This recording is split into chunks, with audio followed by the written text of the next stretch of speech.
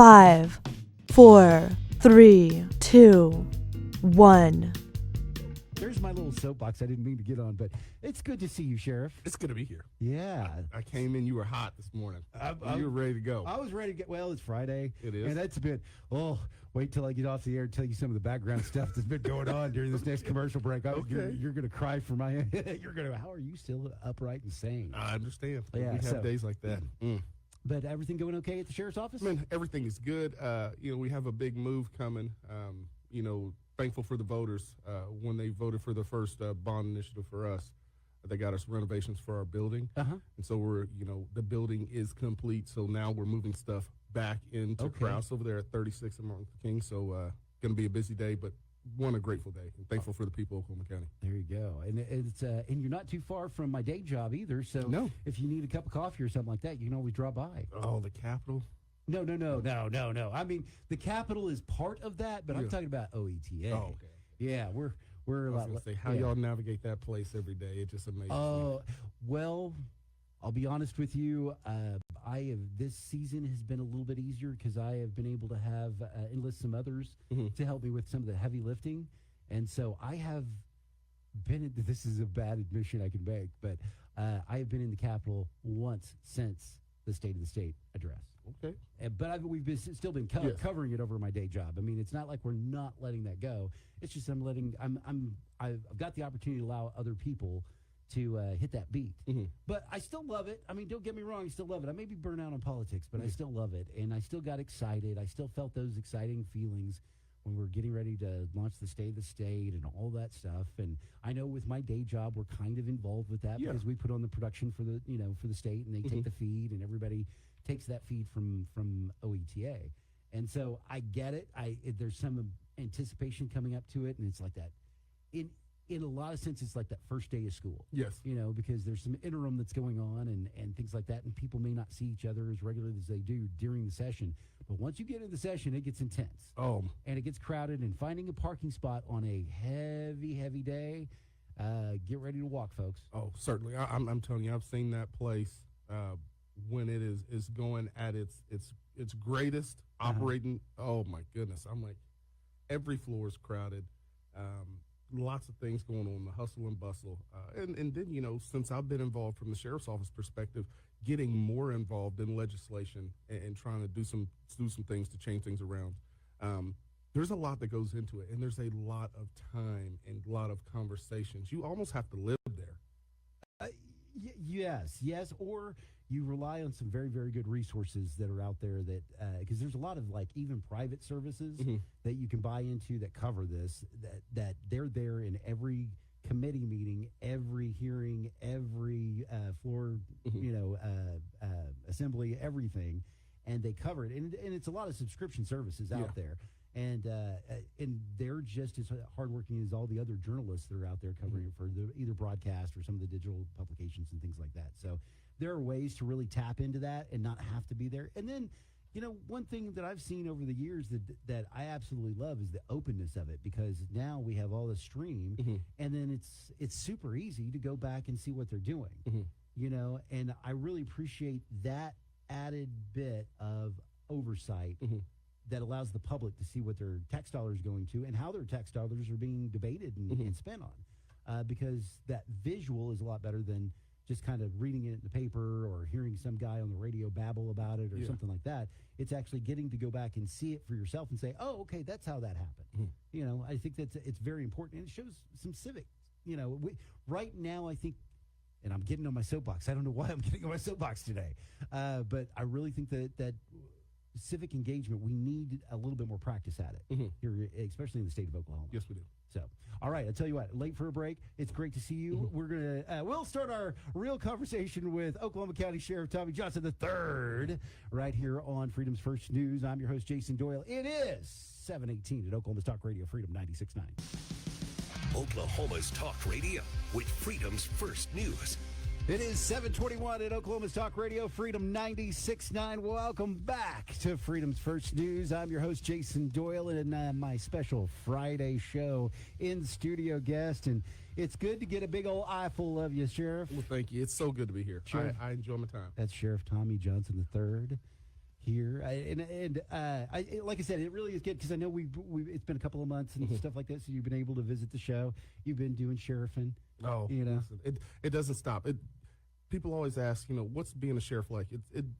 You have to be a law dog. Like you have to love protecting and serving the community, but it's not just that. You have to be a businessman and businesswoman. You have to be very well versed in a lot of different disciplines. I tell people all the time, we deal with mortgage companies and banks and capital and lobbying, and we deal with things over here, and you're like, that's what sheriffs do. Like, you have to know it all. Yeah. And so the pace is extremely fast, but I enjoy it.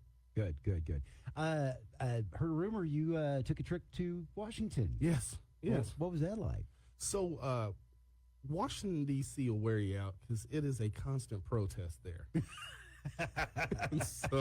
so I always come back more exhausted than when I went. But it's all for good reason. I'm a part of a organization called Major County Sheriffs of America. We represent a third of the country's population.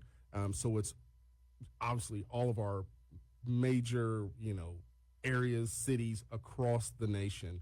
These sheriffs come together to, promote good legislation, across the nation as far as law enforcement goes, protecting our citizens across the country. And a part of that, I was elected to treasurer amongst all that entire group of people. Yes, the body elects you. And it's really special when you see, sheriffs from all coast and everything in between say, hey, we think you're a great leader. We see what you're doing in your state, and we vote on you to move up the ranks. And hopefully, the next step after treasurer would be vice president, and then presidency. Hey, so look at that! That's the goal. That's the goal. Yeah. So we were there doing that. Man, don't take this wrong, but you brought me back to my high school days.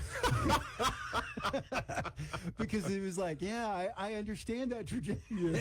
Yeah, I understand that.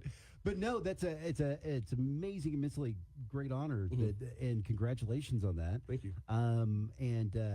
For other sheriffs, because you guys are all, like you said, it's a multitask. It's not just getting to go out there and pull over guys and say, hey, you're driving bad. Yeah. It's a lot more intense. It's a lot more. And then a part of this being this organization, you're speaking to the directors of every, bureau, everything that we deal with to find out ways how we can better collaborate. How can I help you achieve your goals and help achieve my goals at the same time? Because obviously most of that comes to communication and understanding what the next person needs. So everything from Pam Bondi had meetings with us, Kash Patel, you name it, from this administration came down and spoke to us on the needs for our specific community. And I can tell you the one thing that's big for us is, the drones and counter drone options for our country and for sheriffs across the country. It's the one thing I explained to Kash Patel. FIFA, Olympics, those are all coming to Oklahoma, and we see the way drones are being used throughout the world, giving law enforcement the ability to counter those drones and to be able to bring things down.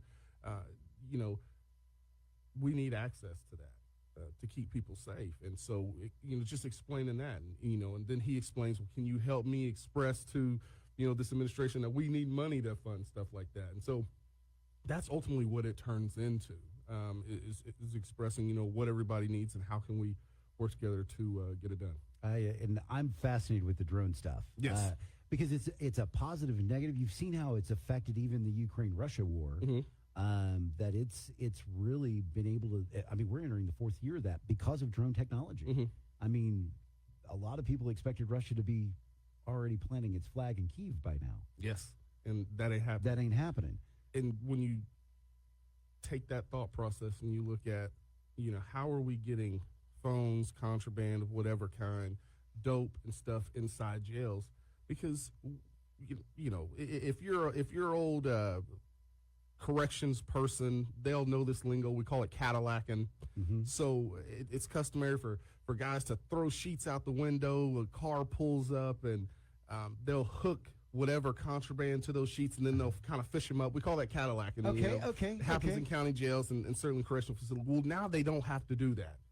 And, you can be an individual who's sitting in a car somewheres away and fly this drone over and drop contraband or a packs full of different things in the middle of a correctional facility or a yard or whatever the case is, and then the disbursements start to happen. And just like you said, for any large gathering, for example, like when we had the Thunder, parade yeah. when they won, like things like that. Unfortunately, my life is trying to think of all the ways that we can be harmed and how do you prevent it. It's a very morbid. Right. Very You have morbid to have kind of a dark thought process sometimes. You have to think for everybody else to keep everybody else safe. And it's a burden, but it's appropriate to get the job done. And so when you're constantly thinking of those ways and then you cite the war. Yeah, I don't know if you know about some of the things that are happening here in Oklahoma. Obviously, U.S. Senator James Langford obviously is working to try to get some of the anti-drone type of things happening because of the prison drops that he's noticed. And our prison's really, McAllister is one of the hot spots. So the other thing is that the Choctaw Nation is working with the federal Defense Department and things like that with non-line of sight control for drone technology, to where there can be some anti-drone technology that gets put into this play, that if you come into this flight field that's controlled by these towers, that they can drop your drone. Yes. So there may be kind of a new net that they can put up that they can do some of that stuff. So that's the technology they're trying to develop there with the Choctaw Nation and the federal government right now. And, like I said, a part of that trip is not just talking to the directors, but talking to your local delegation. So I speak to Langford, and he's very well aware of these issues that we're seeing in Oklahoma, and, Mark Wayne and Bison and all the guys up there, Cole and my Lucas good friend Lucas. He came to one of my events, and he didn't have to. It was just so sweet to see him walk in. And Lucas is a very big dude. He's a tall dude. He's a very big dude. And so he comes in, he says, "Hey, Sheriff, how you doing?" And sat down with us. It was really sweet. Well, he's a part of your county now. He's in his district. So. Yes, it is. All right. So, it's time for a break. And when we come back, we'll continue our conversation with Oklahoma County Sheriff Tommie Johnson III in studio, our special Friday show here on Oklahoma's Talk Radio, Freedom 96.9.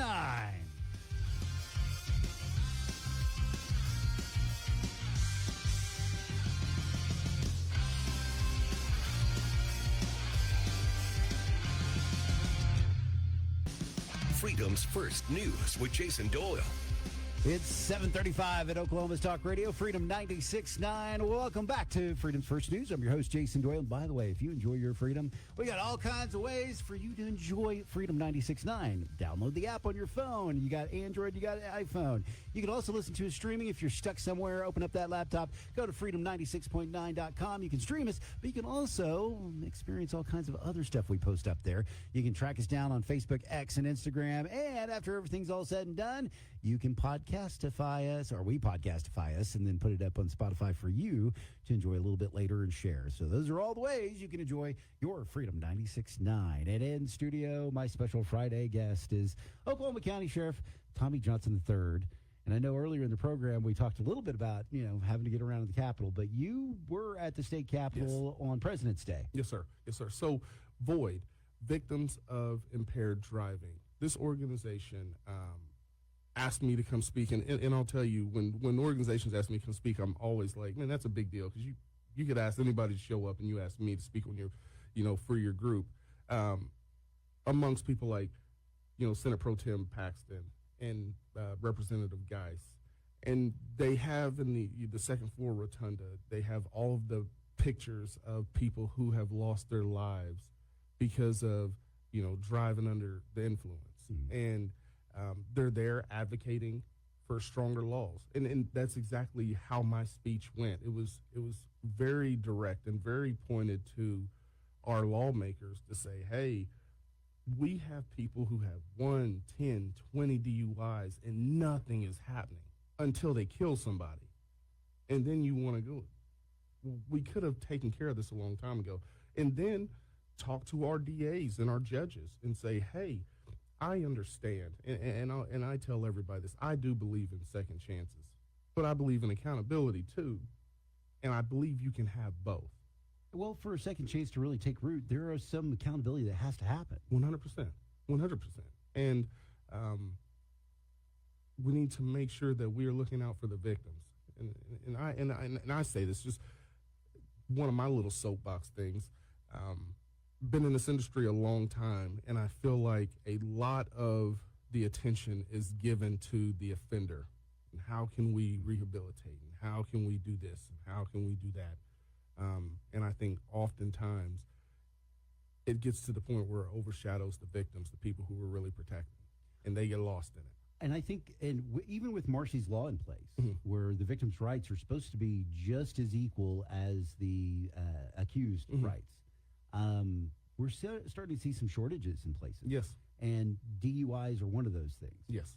Yes. And and this is what this group is saying. They're like, this continues to be a problem. The sanctions on it are not even across the board, and a lot of people see examples of that all across our state. I've always believed firm and fair.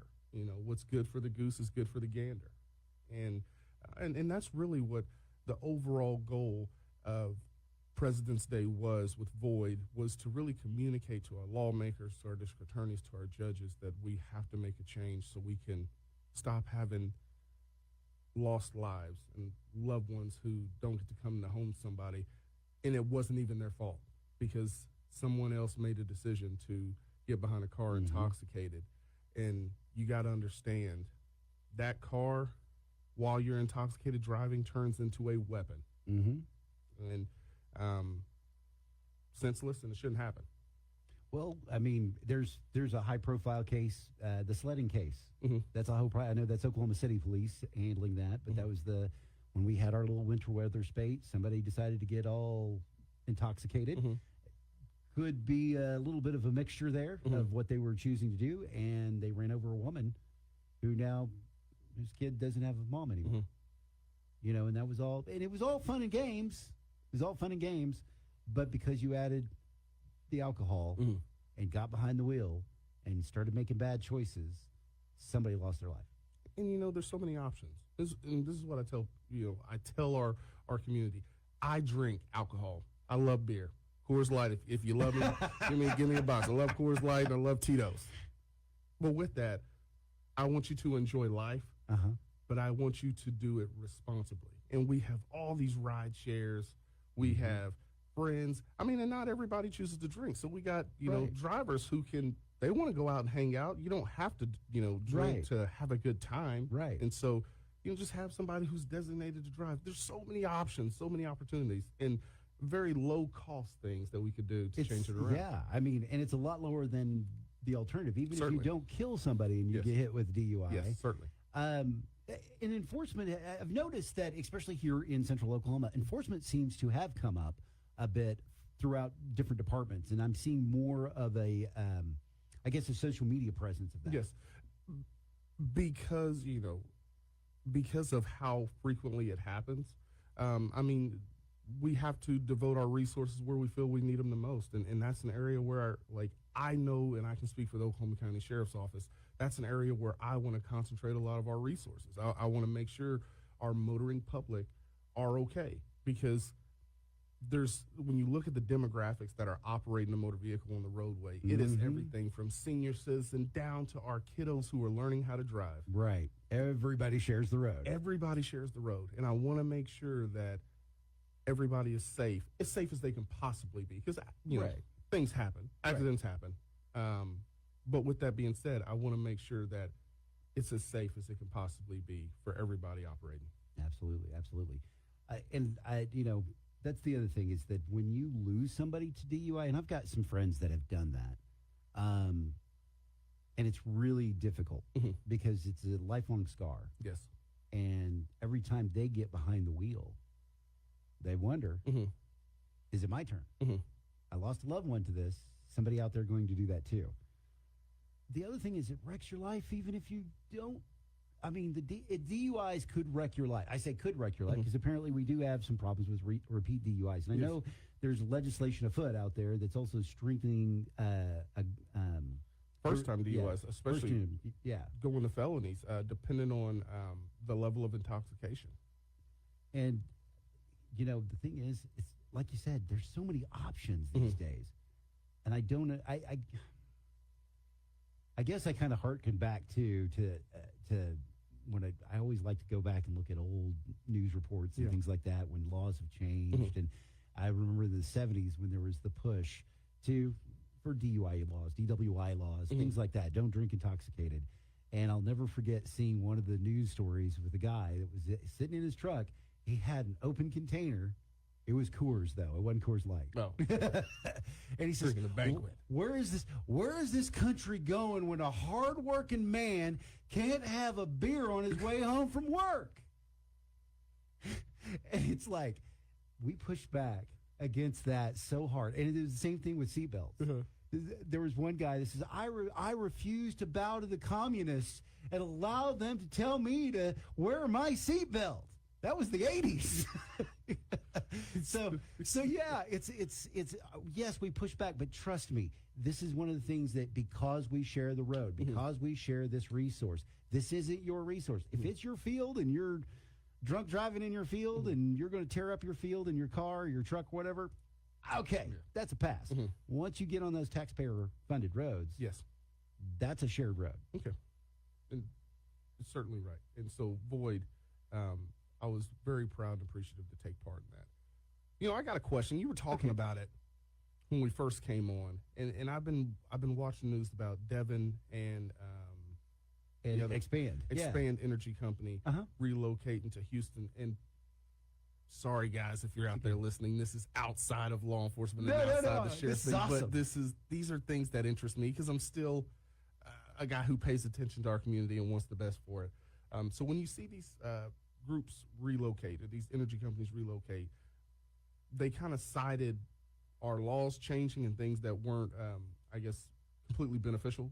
Okay. Oh, you're talking about the Petroleum Alliance coming out saying that the tax increase from 2018 on petroleum is what caused them to leave. So that was Brooke Simmons. He's the, I can't remember his president or executive director, but he's the top dude at Petroleum Alliance of Oklahoma. So that's our trade association for oil companies out there, just in case. And so he came out with a statement. The Oklahoma did a very, very good story on that. It's a very, very long story, but it's a very, very good story, and it's very comprehensive. So if you want to get caught up in detail with that, that's the way to go. But the idea was that because of those taxes and because we didn't get the promise that was made when those taxes were increased of a better education system, why are we paying those taxes? And that's a very important question right now, especially as we're seeing kind of that we're kind of coming out of the turmoil that we used to have over the Department of Education into, okay, who's going to lead us now? Because Lyndall Fields is not running. He's kind of that stopgap between the two. You've got a pretty qualified field of candidates, in my estimation, that are running. So who's going to be that next leader? That's going to be an important thing when it comes to education. We've got, I mean, education is kind of that crux there. They're saying if we're not getting the investment we made for our tax money, why are we paying it? This is why they left. It's because why would they want to be here when we're 50th in the nation in education? I can see that argument. I also see a global argument. The global argument is, and the truth is, the Trump administration has kind of changed the mix when it comes to the way the global markets, oil and natural gas markets work. The fight in Ukraine, that has also changed. We're shipping so much LNG to Europe now that it's become a major hub. And where do we ship that out of? Houston. What is Expand? One of the largest independent natural gas producers in the United States. Where does it make sense to put their headquarters? In Houston. In Houston. And it's not just Oklahoma that's made these quote-unquote mistakes, according to Brooke Simmons. It's also Louisiana. They've also made some kind of taxation and regulatory type stuff that the companies didn't make, and so companies are also moving to Houston. But Houston has become that crux because we're exporting so much of our energy now, which is, overall, it's a good thing that we're tapping into the world markets with that. And because right now, because of the situation that's going on, we're seeing that our oil prices aren't staying profitable for us to be able to drill in Oklahoma. And I need to check how many rigs we've got going, but it would surprise you. how few rigs we actually have going in Oklahoma. And most of the activity right now for energy production in the U.S. when it comes to fossil fuels is in Texas. yes. So I guess, and this is for a layman asking, how does Expand and Devon going to Houston or relocating their headquarters to Houston affect Oklahoma? Is it by way of jobs? Because I think it's apparently leaving, it was going to affect Oklahoma in some way, shape, or form. And I was just trying to get to, how does it affect us? Well, there and I speaking with Oklahoma City Mayor Holt this week for my story at OETA, we had part of that conversation on that, and part of that conversation is, they were already reducing their workforces. Devon at its peak was at 2,000. It's about 1,000 employees now. Yes. Chesapeake / Expand at its peak had about 2,000 employees in Oklahoma City. There's about 500 now. So we've already absorbed the job losses in our economy. What we're losing is just the flagship, and they're moving it to Houston now. And so that's where the courts will take place when it comes to the businesses and things like that. So it may not even just be just the tax, like Brooke Simmons is contending. It could be the fact that, we've changed to this point where everything is so pressured to get out of Houston because we're exporting so much because that's where the money is. Domestically, they're not making as much money. The other thing is our refining is a lot different nowadays. If we're not set for the type of crude oil that we're tapping out of shale. That's a lot kind of a cleaner, and I don't want to say cleaner, but it's a different mix for our refinery capacity. We like that heavy, dirty crude, which, by the way, is exactly what Venezuela produces, is the type of crude. And that's one of the reasons why the Gulf Coast had all those refineries, because Venezuela used to bring it to the Gulf shores, and we would refine it. Citgo was a major, major Tulsa company. Yes. And they moved to Venezuela. Venezuela nationalized them. Yes. Okay. That type of thing. ConocoPhillips. Phillips was here. Conoco was in Houston. Conoco bought Phillips, said, we're going to have an Oklahoma presence. Guess what? They do. They still have the refinery up in Ponca City, and they still have a major presence, but their headquarters is in Houston. Halliburton was made and created and is an Oklahoma product. Headquarters in Houston. So it's just... Kerr-McGee was bought by Anadarko Petroleum. We don't even have a Kerr-McGee building anymore. The state owns it. And Kerr-McGee is one of those legends of Oklahoma because it's two of our primary oil barons that we had here. So Houston's always been able to draw Oklahoma companies away from here. It hasn't, and I don't want to, because I'm covering it, I got to be careful with saying what my opinions are. But those are kind of what the facts are on the ground. If you look at history, we've always been losing to Houston when it comes to energy production. But we still have a major presence, and we still have, and to his argument, we are building, that we have young entrepreneurs right now who are building the future Kerr-McGees, the future Devon Energies, the future Chesapeakes and things like that. Those are being built right now. Hopefully we'll have some of those leaderships that are going to be able to stay involved with the community and be able to give back the way the Chesapeakes and the Devons have in the past too. Well, I'll certainly say that. I have a good friend over there at Devon, Clay Gasper, who's running it after Mr. Moncrief left. And, man, they've been amazing when you think about an energy company who's done so much for the local law enforcement. And so when I saw that, I reached out to him and said, man, are you going to go? He goes, well, it looks like it. Well, we're way, way late for break because we got into a good conversation. This is Oklahoma County Sheriff Tommie Johnson III. We're going to take this last break, and we'll wrap things up here on Oklahoma's Talk Radio, Freedom 96.9. This is Freedom's First News. It's 7:54 at Oklahoma's Talk Radio, Freedom 96.9. Thank you for joining us here on Freedom's First News, the Friday edition. I am your host, Jason Doyle, and wrapping things up with our special in-studio guest, Sheriff Tommie Johnson of the County of Oklahoma. Yep. So what's your day like after you leave the today? What are you doing today? So, thank you for offering me grace, showing up a little bit late. I will tell you, I am still a husband and a father, And I am the sheriff to everyone else, but in my house, I am not the boss. And if I would have allowed Mama to get all of our kids up and ready to school on her own, I would have heard about it. So I said, you know what? I'll just tell them I'm running behind. That's fine. I'm going to keep Mama happy and help her get these kids ready for school. So we start the day off like that, and then after this, we'll start moving on throughout the day through our meetings. I have a board meeting with the University of Oklahoma down there in Norman. They've created a criminal justice or law enforcement board that they asked me to be on. And so, I will go down there. We'll work through that agenda and with the leadership there and talking about how we can build up, criminal justice and the law enforcement, in the education system as it relates to, OU and their academia there. Like I said, we're moving to a new building, so I'm going to try to help out where I can in between my meetings and in between my phone calls to help other areas within the sheriff's office move boxes and just get things over so we can help get people relocated. That's good. Moving while it's happening sucks. It's like once it's done and you got those boxes unloaded and you're looking in the new digs and you're smelling that fresh carpet. That's the good feeling. Oh, it's a great feeling. And then, basketball is coming to an end. So we won districts last night. Congratulations. Yeah. I will tell you, I coached this year, coached middle school, also sub at the kids' school, but I coached middle school, and it was supposed to be a whole cadre of dads that showed up and helped every morning. Quickly, that went away. Okay. And so it ended up being me, another father, and then the head coach, who's also the assistant coach for the high school. So naturally, there's going to be some kind of issues that arise because he's got to go with the high school team and then there. So I coached 3 teams: a C team, a 7th grade team, and an 8th grade team, and that just came to an end recently. So I'm trying to rest from all the sleep I lost coaching those boys. Wow.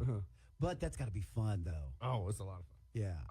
I love the competition. I love to compete. Yeah. And I love to teach young men the lessons that can be learned in between the lines, regardless of what space you're on. There's a lot of life lessons that can be taught, whether it's dealing with officials, whether it's something not going your way, or how you prepare for anything. And you try to teach them young how all of that does have a carryover into life and how you approach life. Absolutely. I love that because I think some of the parents need that as a former referee. Yes. Bless your soul. I'm telling you, it was actually, it's one of the greatest experiences I had. Was as a football referee. Yes.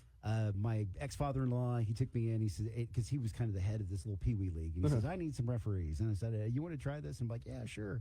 I didn't realize I was going to get paid to do it. Yeah. I thought it was me just spending time with my ex-father-in-law. No. And so we were, so he taught me the fundamentals and all that. And I'll never forget my first high school game. I was so nervous. Yeah. I was so nervous because this is the big time for me because that's the highest level I went was high school. Yeah. So I'm doing this, and he's the head official in the field, and I'm the umpire in there. And so I'm watching the clock, and I see the 2 minutes come at halftime, and I blow the whistle. And he goes, what are you doing? I said, it's 2-minute warning. He goes, we're not in the pros. No. And I'm like, oh. And so I had the big embarrassment on the field, and afterwards I went to the coaches. I'm very, very sorry. I said, this is my first high school game, and I'm very, very sorry. And they understood, and it didn't affect the outcome of the game. It's just everybody laughed at me in the stadium, too, because everybody knew at that point in time. The umpire is inexperienced. Watch for the holds. He doesn't know what he's doing. Right. No, Oh, yeah. Well, bless you. Yeah. I always tell our referees, I'm like, hey, guys, I'm going to bark at you all game, and I need you to know that. But it's going to be respectful, and it's going to be out of love. And at the end of the game, I'm going to hug you, say, you did a good job, or, then we're going to go on about our business. Man, I wish you were one of my coaches. All right, well, that about wraps up. I really appreciate you coming in, and thank you for your service to our county and coming in and visiting and just being a pal of mine on a Friday, just to have fun on the radio. I really enjoy it and look forward to it. Thank you all for having me. All right, that's Oklahoma County Sheriff Tommie Johnson III. He's going to get back out there and protect the streets. Coming up next, it's Brian Kilmeade. At 11 o'clock, we got Eric Erickson. At 2 o'clock, Dana Lash takes over. And then Lee Matthews takes you home with the drive starting at 4. We're back Tuesday morning bright and early, 7 a.m., right here on Oklahoma's Talk Radio. Freedom 96.9.